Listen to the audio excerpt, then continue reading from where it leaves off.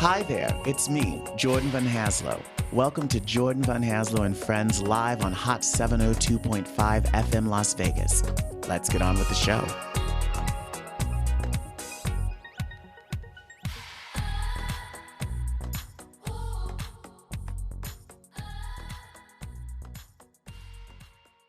Welcome to another episode of Showtime with Jordan Van Haslo and Friends right here on Hot 702.5 FM Las Vegas. I am so excited to catch up with today's guest. He's a buddy that I've worked on a few different projects with over the years. He's so talented and he's really doing a lot of awesome stuff. I was just actually telling him before we signed on that I feel like every single time I open my Instagram or my Facebook or my LinkedIn or even Deadline every now and then, I see his face and information about another gig he's booked. He's a film composer, he's a musician, he's a music engraver. I actually want to talk to him about that. But nevertheless, I'm so excited he's here. And so welcome, Roman Molino Dunn. Hi, Roman. Hi, thanks so much for having me, and thanks for the really kind words. I mean, it's great to catch up again. I really appreciate you taking the time to reach out to me and keeping up with all my projects. So yeah, excited to see what you've been up to as well, and talk about what I've been working on. Yeah, totally. Well, so I have a question. This is kind of going back because I Mhm. remember when we first met, I came down to your studio in New York and we kind of got the chance to know each other. But just in preparation for our chat today, I started just kind of like, going over, like my Roman 101 textbooks. And I know and I saw you have your master's in composing, but you got your undergrad in music theory. And I I thought do. that was interesting because I was a music major, and me and a lot of the people I came up with, and even just people I talked to on the show, we all came to music and decided to go to music school as performance majors, right? Like, this is my instrument, and I want to learn how to best utilize my instrument. But then you get to studying formally and it's like, wait a second, every Monday, Wednesday, and Friday I have to wake up at 7:30 so that I can memorize what augmented seventh chords sound like at 8:15 every day. Yep. So my question for you, being a music theory major, is that kind of like how you came to music, like from like kind of like the analytical scientific point, or did you just find it interesting? And like, what made you decide to major in musical theory? Is like, his music theory is like question. Yeah, for sure. I mean, I always had a very strong desire to be a composer. And back in the early days of my music education, my only thinking was being a concert hall composer. That was really the only example I was fed. And so part of the training there is music theory and music composition. And in many ways, they're one and the same, in that, a well-rounded vocation in composing includes Western music theory, and non-Western music theories as well. And, I wish I could have been a performer, Jordan. I really loved, I grew up playing the piano and singing and guitar and all the different instruments that you might discover along your journey, but I was never a virtuoso at any of them, but I always learned enough of them to learn how to write for them. And I always just wanted to be a composer. And so when I got to school, I wasn't good enough to actually be in the performing track. So I started undergrad in music theory, and then, as you mentioned, I did my graduate in composition, and it's kind of just that natural extension of the same thing. Yeah. So how does that happen? So you always, from the time you were a kid, you wanted to be a composer. So like, were you like the kid who was like literally listening to this? Like, are you that person who bought all the like what is it called? Saraband, The the scores. soundtrack? Yeah, like, were you? I was definitely to I had composer trading cards. I was, I'm not even kidding. They made this, like playing cards, like, that you would play poker with, and they were composers. It's like And I'll I, trade you a John Williams for two Irving Berlins, like that kind of a thing. yeah, yeah. Although I guess at that time, John Williams wasn't in the deck. It was, the classical period, the Romantic period, the Baroque period. It was only later in life after, going through a career of different music jobs, I guess, that I found my way back to composing, but through the guise of film. Got it. Got it. So how did that okay, so you decide I'm gonna be a composer. So you're like, Ma, buy me my composer playing cards and a morning suit and drop me off at Carnegie Hall. Right? Yeah, kind of. I mean, the journey kind of went something like this. I studied classical music. I went to school for it, and while I was studying, I had to make money in college. So I was a music engraver, which you alluded to earlier, and that is essentially formatting sheet music. And so I got into a program called Sibelius, which is what most people make sheet music in. There's a few others. Finale is another one, Sibelius, Dorico. But at the time, Sibelius was the big sheet music program.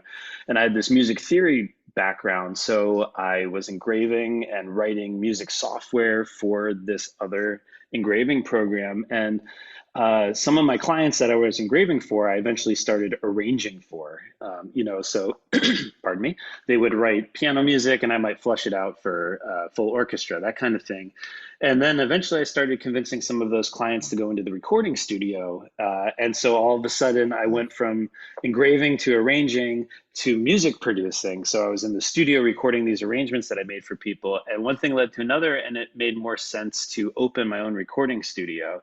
And then I ran this recording. I still own this recording studio with a partner in New York City, which, as you know, you've met me there. But uh, eventually, we started getting clients in that needed music written for them for advertisements, and then some of those advertising clients went on to make films, and then all of a sudden, I was writing music for films, and I realized that I had done this full 360 where I started composing and had to make a living pragmatically any way I could in the music industry until it led back to composing. So, yeah, that's kind of how the journey went.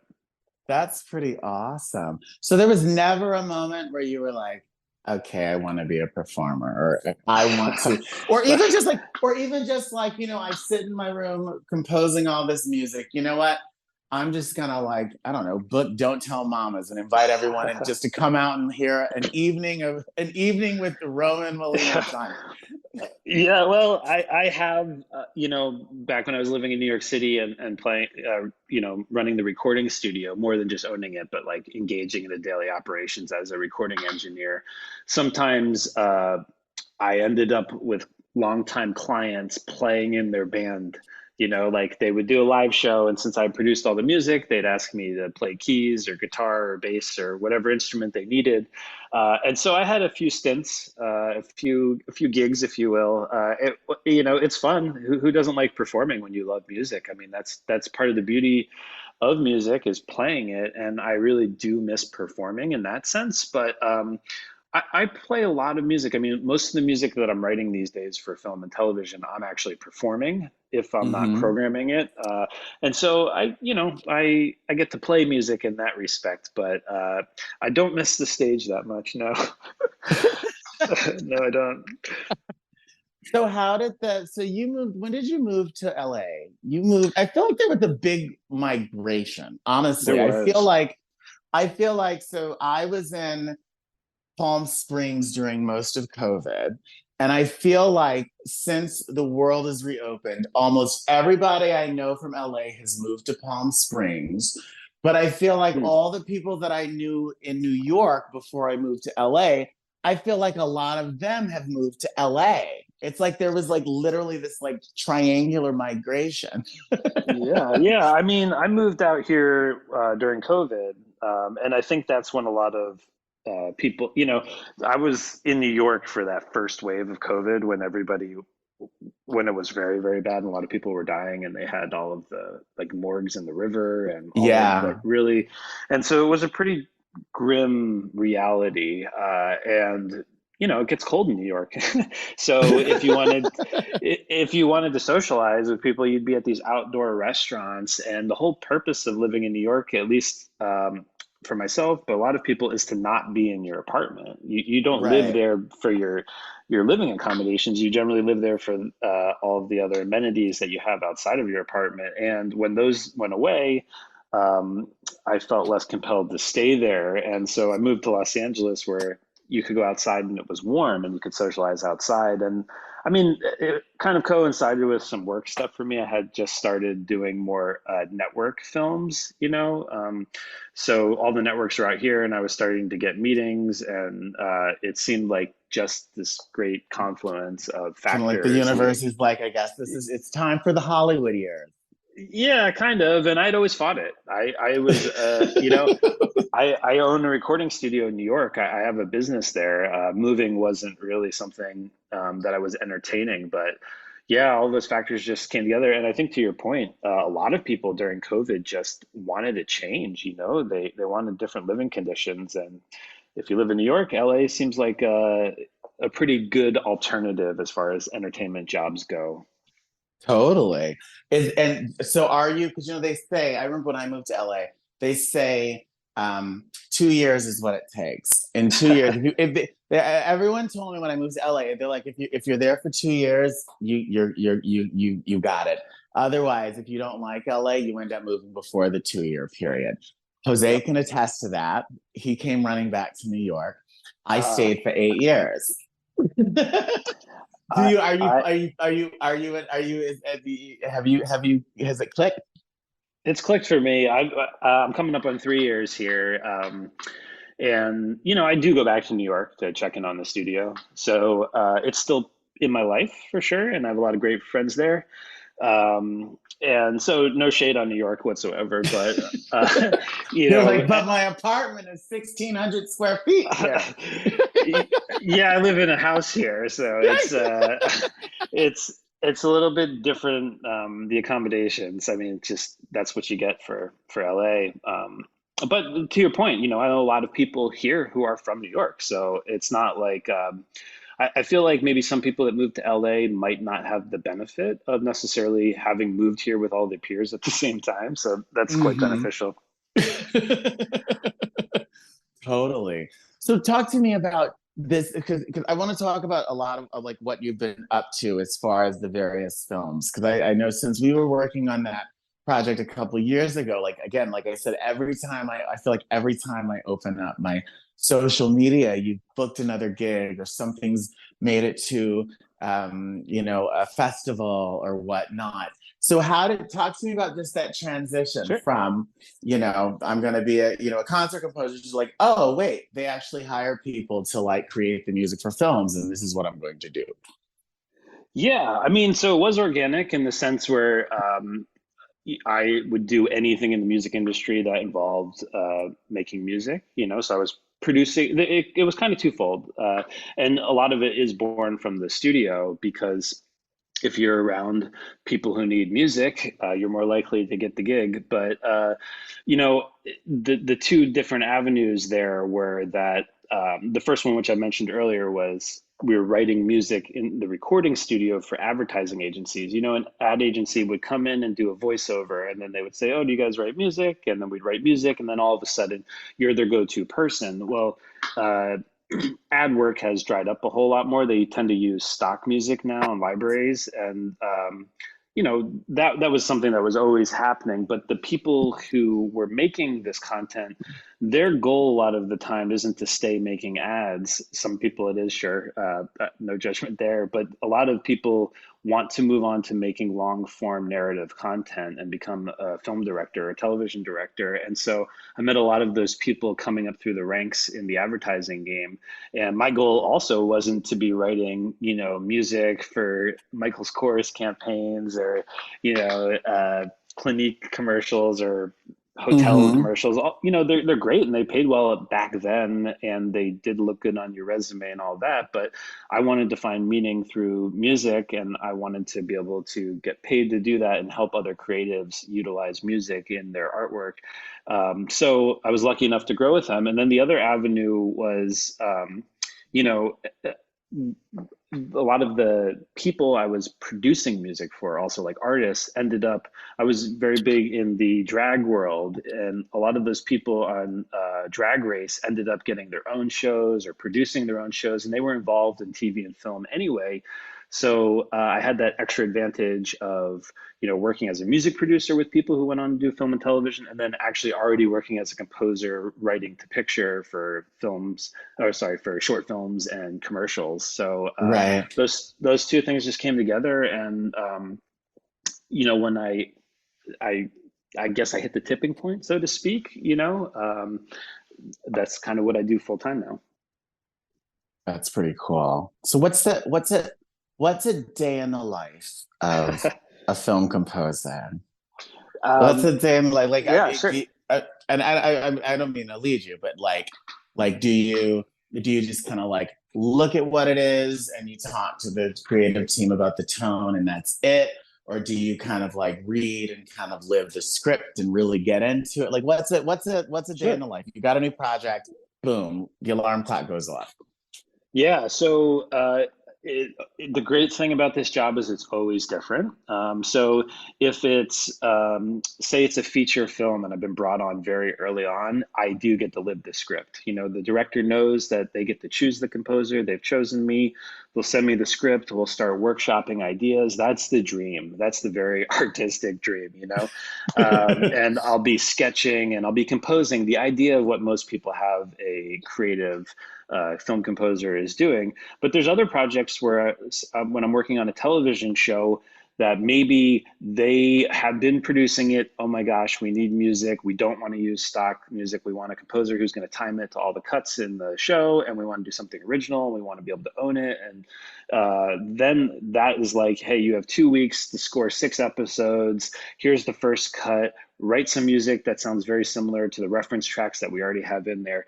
And it's not the same type of introspective creativity. It's more of a, technical exercise with some Hmm. creativity in there. So it really depends on the project. And then other days, Jordan, it's this was wonderful. Here's our revision notes, and then I am doing what everybody does to in whatever job they're in, which is integrating somebody else's feedback to get it to the point where they want. It's still a job, and I don't just get to write the music that I want to. I'm really here to serve another creative who's above me, and help them find the sound that they're looking for. Yeah. Oh, that's pretty awesome. That's pretty awesome. Have there ever been, and I'm not asking you to name names, but have you ever have you ever In the worked chat box, in the chat box. but in that aspect of, because one of the things I think that makes television film such a specific art form, say unlike making music, right? You want to make music, you can grab your guitar and sit in the corner. If you Right. want to, if you're a visual artist and painting's your medium, watercolor's your medium, you can go sit in the corner and paint. But like to make film, to make TV, it is such a collaborative effort. Mhm. And it takes so many different people and so many different inputs and so many competing visions. Like, have you had that experience where the person who, you have to please your client, um, just like either doesn't get it or it's like clear that they don't give a shit, and but you want to like do your thing, and also because at the end of the day your name is still on it as the, how have you Oh like yeah. how have you ever had that type of an experience, and how do you go about navigating that? Yeah, for sure. I mean, I think the way that you navigate that probably separates the career composers from the part-time composers, Hmm. meaning it's really not all about the music. A lot of it's about that interpersonal connection or ability to navigate those circumstances. And I will say, it's not so much generally the person who I am trying to please. They're never wrong. It is their vision. They've hired me. I haven't hired them. So I'm just getting wrong what they're expecting. as opposed to another way to read into your question might be, are they making wrong musical decisions? Yeah, I might take some issue with some of it for sure. It might not be the way I'd go, but it's art. So it's highly preferential. And so there's never a wrong answer. I think the thing that happens more frequently, which may lead to a bit of conflict, at least initially, is when you have too many chefs in the kitchen, where a lot of times, I answer most of the time for a film to a director, and then for a television show, I'll often answer to a producer or a showrunner who might not be Hmm. the director on an episode. And sometimes there's disagreement between the director, the producer, or the executives on the network. So that's when it gets difficult, because you may get three sets of notes and they may all be different. And then it really comes down to how those individuals are able to navigate stuff. And sometimes I'm caught in the middle, but at the end of the day, it's whoever I have the contract with who I need to make happy. Um, but that is the difficult part of the job, really, more so than everybody who's in my field can write music. That's what we've been doing our whole lives. But it's the business side, or the political interpersonal side, that is really the trying part of it all. Right. No, that makes sense. Was there ever a moment, like while you were working on a specific project, where you were like, oh my God, look, Mom, I'm a film composer? Yeah, they usually, you mean like that moment of aha, right? Like I finally, Like I'm doing this. Like I'm doing yeah, this. I've accomplished. I may not be every exactly, I still may have more things that I want to accomplish, but like, oh my God, I'm doing this. yeah, for sure. I mean, I think the first time I saw my film in like an AMC, Uh-huh. like a major movie theater, and hearing it in surround sound with an audience and everything, that was kind of like one of those moments you'll never forget. Or see, it was weird that you always wanted to be in the theater and everything, right? You always wanted to be on TV. But I've had a few Hmm. shows that were on TV, and nobody could ever see them after. But when they're on a streamer, everybody can see them. So it's kind of gone the other way, where like being on TV is part of it, but if you're not like meaning if you're on live TV, right? That used to be the Right. pinnacle, but now the pinnacle is, Meanwhile, young people are like, what's an NBC? Like what's going yeah, on? exactly, right. So I think the pinnacle, yeah, I was seeing it in in an actual movie theater, like a real movie theater, a national chain, not like an art house or a film festival. And then Yeah. starting to see my work on Netflix or HBO, and then you realize, this is my job now. It's a pretty great feeling. Yeah. That's pretty awesome. Do you have Thanks. any do you have any additional aspirations outside of film composing? And the reason I say this, like I just spoke with someone actually recently for the show, a new friend, a composer who is based in the UK. And his relationship, he found there was a filmmaker in New York, and they kind of started bonding. They started working on projects together. And that's morphed into him actually directing and actually Oh. filmmaking himself. Do you have any like type of aspirations to expand beyond film composing as far as like filmmaking is concerned? No, not really. I mean, I do a fair bit of overseeing of audio post-production, because I own a recording studio. So a lot of times we get hired for the films I'm scoring to also do the sound design and the mix. Mm-hmm. And that stuff is really exciting as well, because mixing in surround sound or Dolby Atmos is quite a rewarding experience sonically. Mm-hmm. It's the more technical side, but you can also be artistic. And from a more business standpoint, when they use library music, they still need somebody to do the sound design and the mix. So Right. it's always been like a hedge against being replaced from, in the industry. It's good to have both those crafts. But yeah, I think mostly in terms of audio and music. So I have less less drive to expand into the visual part of it. Although, I mean, all day long, I am watching people's camera work or coloring work or acting, and I find it very inspiring. And I've taken a lot of courses on that just to be able to score it better. But I don't have any aspirations to dive into that part of the industry. What's your favorite film score? Oh, that's a question that is awesome, but I've taken a vow to never answer it. It I could never say my favorite film score or my favorite film composer because it does vary on the day, right? What it might be, Uh-huh. meaning I'm never entirely sure. And sometimes it's people that I know, and sometimes I don't want to get go down that path, so to speak. But You don't want to give I them the satisfaction of knowing that you admire their work, okay? no, no. In fact, I would definitely tell it to their face, for sure. And it's not even that. It's more the omission of who I wouldn't be saying that bothers me. Okay, I so mean, since we're hedging, okay, I get it. We're not answering this question. So since we're hedging, I'm gonna ask you, okay, I imagine, like I do nothing but watch television. If I consume content all the time. I would imagine you watch a lot of things as well. Yes, no, maybe so. oh yes, I mean, yeah, So absolutely. So what scores are like You, in your head now? Like what like the things that you're watching now, what have you been like, ooh, I really love how they've done this with this particular production, or I really love what they did over here.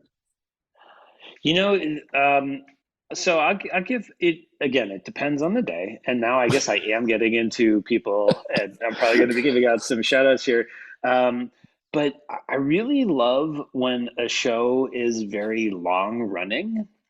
So does Meaning, everybody else on the yeah, production. right, right. It's like, but I mean, like truly long running. And I also really, I have two different worlds that I love to live in sonically, at least as a consumer. And Mhm. that's either and this may seem surprising based on some of my past work, but I really love rom-coms. It's Mhm. like some of my all-time favorite movies are rom-coms. And so I don't know if you saw, and some of them are like, they may not seem rom-coms at first, but then you realize that they are. Like one of the greatest rom-coms of all time is obviously Sex and the City, you know? Mhm. And so the score to that, see, now I'm going to start picking things apart. So I should be careful here. Because there are things I like and things I don't like, and certain seasons I like and then don't like, and that will give away certain opinions. But I love rom-coms, and then I also love thrillers. Like I've been watching a lot of Billions lately. Um, And then, oh my god, I'm so sad. There's only like what, two more episodes of that show left, I well, believe. yeah, don't give it away. I was delayed to the party. I did the whole Succession thing everybody did, obviously. And then I went back and wanted to watch some Billions because I needed some more, Of that kind of, business, yeah, yeah. finance, world espionage, corporate espionage to get me going. And the score for Billions, I think, is one of my favorite as of now. I like it even more than Succession score. It's just, yeah. But see, here I go. Now I start going down this path. I'm going to start being comparative. But yeah, there's basically most things that you see on television.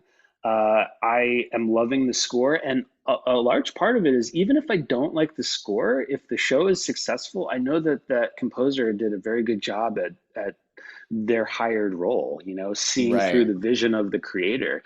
And sometimes I dislike the music, but I love the craft that the composer was displaying in that genre of music. Maybe I didn't want to hear that kind of music, but the way that they were able to weave that music in was so nice. Totally. That's so you have taken to Los Angeles. That was so even keel. Next stop's Oh, thank you. Washington for you. What if, okay, so let's just say I'm a young person, I want to get into film composing, all right? Or I have an interest in film composing, or maybe I'm not a film composer. Let's just say I'm a young person and I'm making my first film and I have to Mhm. think about how to score it. And I don't necessarily have the budget to hire a former music engraver to do my music. What what would you say, like if you were to say like the first 3 to 5 steps to scoring anything for, scoring for dummies, what are the key things that one should think about if they find themselves attempting to score a piece of content? So, just to clarify, are you saying from a director standpoint, or a person who's looking to become a film composer? I'm saying someone's looking. Let's even just say I'm a director, but I'm recording my own film and I don't have a budget and I'm doing everything myself and now I need to score it. What should I be Uh, thinking about? well, my To how first to advice, yeah. well, my first advice would be to hire a musician. So I I I I want to hark back to something you said earlier, which is that film and TV is one of the most collaborative things that you could be doing. And Mhm. trying to do it all on your own, while that might make budgetary sense, I think it discounts the possibilities for the greatness of your art. Meaning, you want to bring together the best people you can, and there's tons of composers you could work with who will work without the budget because they believe in what you're doing. And so I would say start by looking for those people first.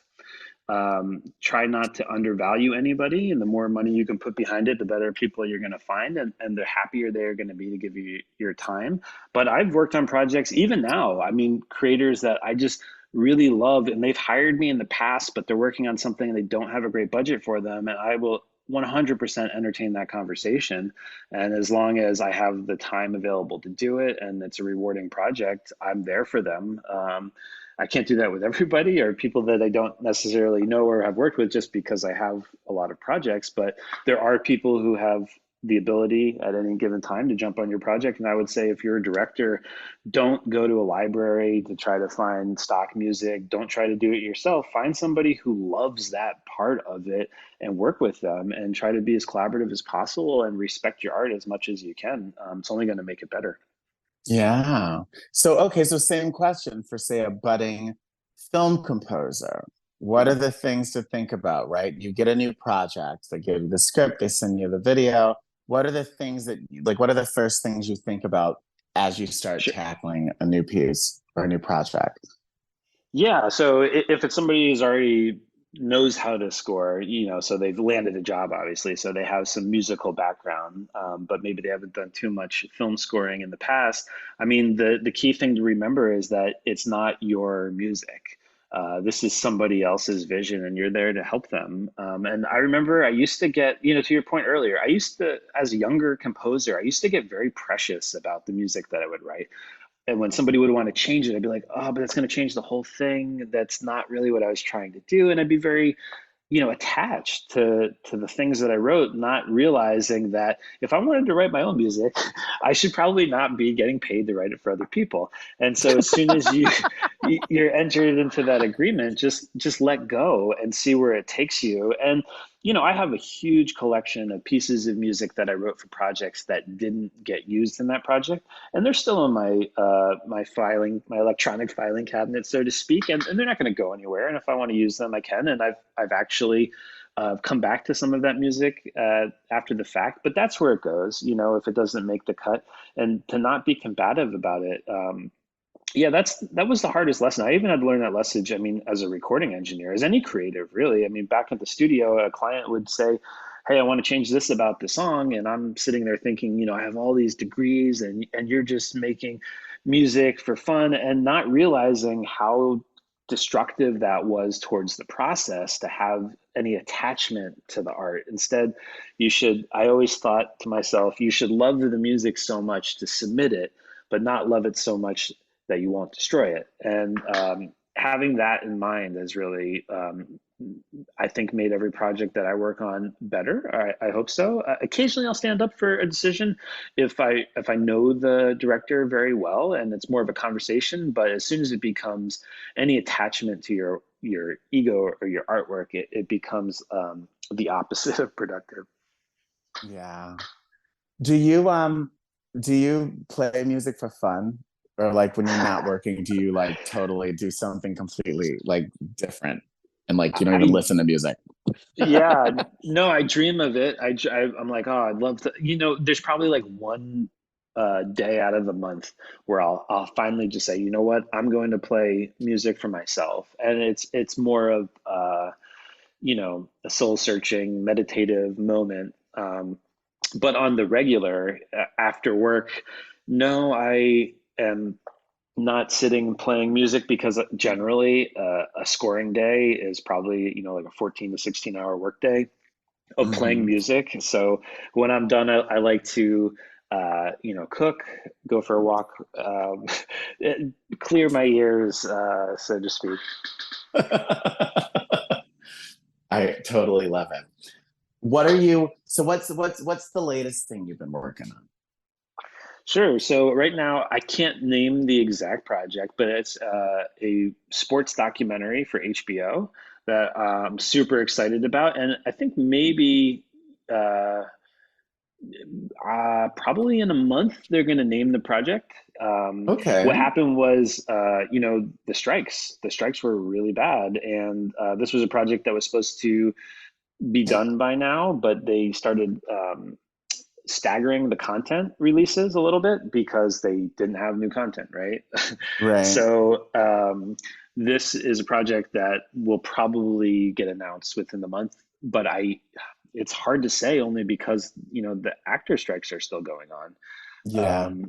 and so you know my assumption is it'll be out relatively soon, but I'm almost done with it, and it's really cool. I'm pretty excited. I could give a hint because I'm not bound to secrecy entirely, but they haven't publicly announced it. It's a documentary about a female MMA fighter who's overcome a lot of adversity. So people might be able to piece that together. And she's mentioned it publicly too. I just don't want to be the one to name the project on the radio. uh, but yeah, but super excited. I've worked with HBO before, and they release some of the coolest content out there. I don't even want to call it content. They release some of the greatest films and Well, television. it's So not yeah, TV. It's HBO. Well, for that's years right. I worked for Time Warner and I Uh-huh. worked at HBO and oh my God, just that time. I mean, like a lot of stuff is happening, just in the industry with mergers and acquisitions, but like there was a period of time where HBO, like whether it was, feature length films, whether it was television series, whether in the documentaries, they've always done such great documentary work going back to like the 80s. Yeah, yeah. So Well, hopefully, that's really exciting for thanks. Yeah, hopefully this lives up to your hype there. I think it's a great, I definitely think it's a great documentary, and they're making something really cool. Do you have a preference? Like you've done documentaries, you've done TV shows, you've done like music videos and things. Do you have a preference? I mean, we know now you love rom-coms, but do Mhm. you have like a preference or like, like you love it when a specific type of project comes in? Like, oh my God, this is gonna be so fun. Yeah, that's. I love the diversity in my job. So I did a bunch of documentaries for NatGeo the last few years, and those were really exciting because they're full orchestral animal documentaries. There's no actors, it's animals, and so the whole thing is this grand ballet. So it's all music with voiceover, and you're really scoring these natural experiences. I love that, but also That's really I because it's really, almost like performing, it's almost like composing your own symphony to an extent, right? Because you got like seven acts to just do your thing. yeah, yeah. I mean, it's definitely way more music forward. So I love that because when you do a television show in general, if it's a narrative television show as opposed to like a docu series or um, maybe some other very niche things, most of the time it's human interactions which equal lots and lots of dialogue. And when there's lots and lots of dialogue, the music is generally on the way in or the way out of scenes or building up towards the end of scenes or pivotal scenes. Whereas if you're doing a nature documentary, the whole thing, as you said, is just like this big symphonic orchestra, and so that is really cool. But I also I've done a lot of really dark scores, like thrillers, and that stuff's fun too because I just love writing in a lot of different genres. I do love the rom com stuff. That is a whole lot of fun, and as a music producer, I was doing a lot of dance music, and so sometimes I get hired to do these hybrid scores that are half EDM, half film score, and those tend to be a whole lot of fun for different reasons. Um, but yeah, there's never a dull moment. Yeah. How do you like because I know you have done like a lot of like producing for vocalists and such. How do you like that and how is the process of doing that different than like scoring a documentary, for example? Yeah, so I mean, the similarity is that your client is still the creative director, and so you're writing music for them, and you're trying to incorporate their concepts and their feedback and their revisions as you work. And so they're the client, and you have to make them happy, but you're trying to make something cool for them, something that they feel compelled by. So that's the similarity. The differences are that it's not set, it's not multimedia in general. It's not set the picture. So your sensibilities can be different. It doesn't have to work against some other media, which does free you up considerably. You know, I don't have to hit all of these different time codes and sync it with the changes in the cut.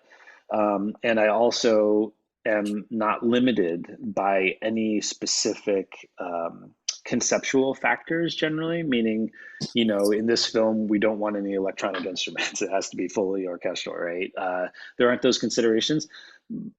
Although sometimes, I mean, a lot of times an artist will say, I want to do a piece like this, and you have to write like that.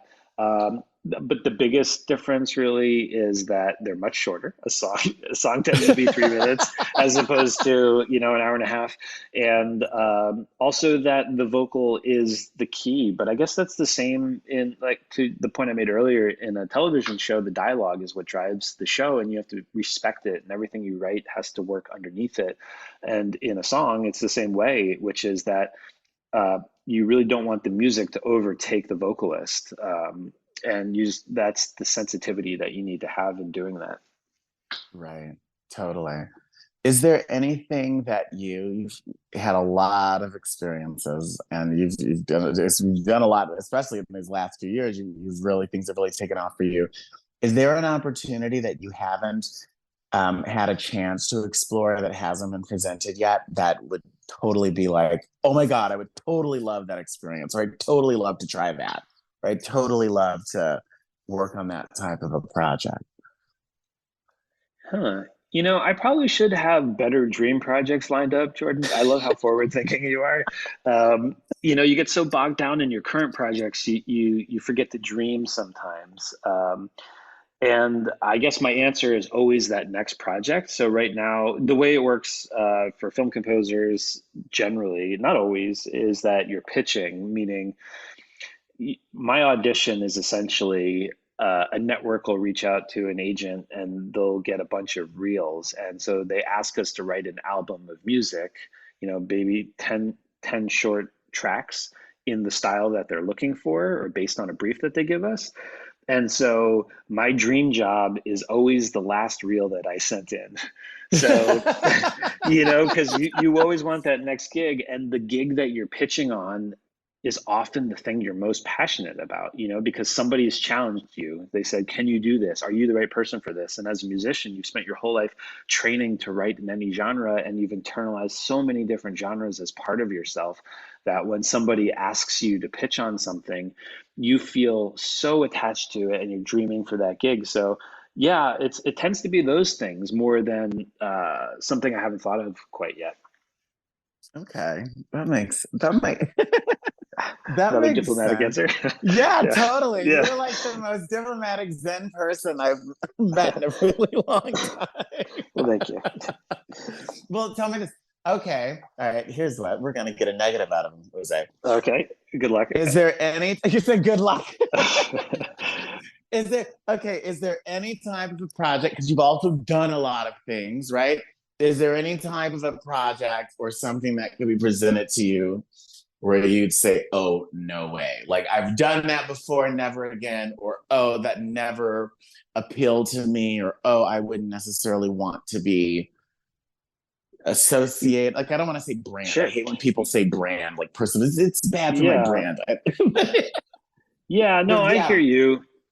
I mean, I've done a lot of different things. I've done parody music. I've done songs for artists of all different walks of life. I've done films that For some I not was, artists, for all just lots of yeah, life. and Forget. not artists.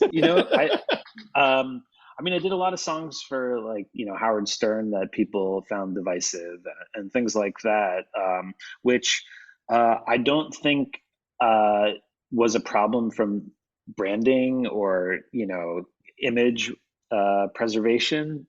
You make music and that's part of the job. Mhm. You do have to be careful not to be associated with things that are downright negative. And so I do make sure that I don't do that. I have worked luckily over the years representing diverse voices. Doing a lot in the drag community and but also for the broader uh, I guess not just LGBTQIA world, but also you know underrepresented storytellers. People, Like the for yeah people, people. lots of different people. Yeah, and I want to maintain that, but and to be careful not to do projects that don't gel with those concepts. Meaning anything Mhm. negative towards society, I try to stay away from. I've always tried to be on the positive end of things, as you're trying to get a rise out of me on the negative comments, and so I don't think I don't think there's any projects I totally regret doing, and I would just make sure that things that I work on aren't bad for society, so to speak. I think that that's a good answer. Yeah. Cool beans. Okay, so we're gonna have to wrap up soon, but now I want to see how LA you've actually become. So you All right. you don't you don't play music on your own when you're done. You're sick of music. So like what is your type? Like, are you like, have you become a hiker? They hike and Well, I'm not totally sick of music. I do a very LA thing that I do. I go to the Hollywood Bowl, um, okay. and I love seeing live music more than I like Hmm. playing it myself because, like I said, I'm playing music for 16 hours. But to hear other great performers, or at the Hollywood Bowl, they'll oftentimes have film scores being played to movies, and watching that and hearing it in this great. Uh, you know, uh, Venue. Like, yeah, like this, yeah, yeah. this shrine to film scoring. It's really, really exciting and inspiring. So I love going there. That's a very LA thing I do. I go for a hike occasionally. My wife really loves hiking, and I get out there when I can. Yeah, no, I mean I've settled into the landscape. I absolutely love it. Okay, last question, then we really are going to wrap up because we have Okay. we have sponsors, and then apparently there's other people on the schedule here. I don't know what the hell's that about. But you're settled in LA, the career's going great. You go back to New York every now and then to check on the studio. Like, there has to be something. You've got a recording studio, you do post production, your film composing career is like really taking off.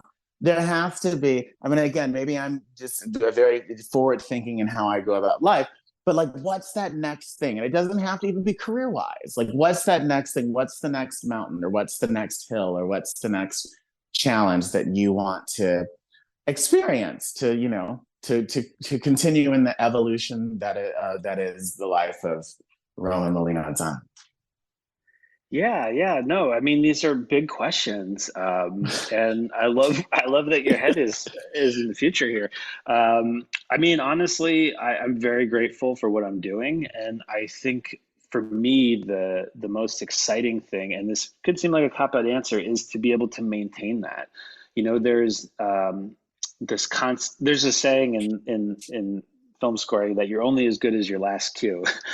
As soon as you write a piece of music that's not so good, that's who you are. It's the last one that you wrote, which I don't truly agree with it. It's more of a saying. But I'd like to be able to maintain some longevity in this. It's a very oscillating industry. There's a lot of people who come, it chews you up and spits you out. I've been, as you mentioned, doing this for a while in these different arenas in music.